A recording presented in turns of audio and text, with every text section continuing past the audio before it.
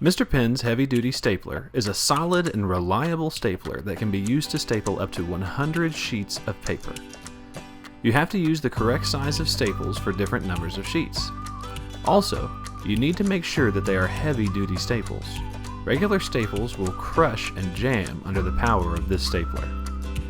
The staple set comes with 1,000 half-inch staples, which are suitable to staple up to 100 sheets. The size of the staples for less than 20 sheets needs to be a 1/4 inch leg length. For 20 to 60 sheets, 3/8 inch leg length. And for 60 to 100 sheets, you should use half-inch staples. It is very easy to insert or replace staples from this machine. First, push the staple feeder in, lift it up slightly, and remove it. Then, insert the desired size staples. And lastly, put the staple feeder back into its place. You can use the black movable piece to adjust how far on the paper to staple.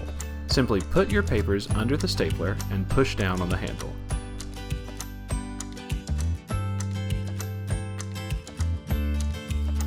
If your stapler ever gets jammed, place a pencil under the metal part and push the handle down to unjam the staple.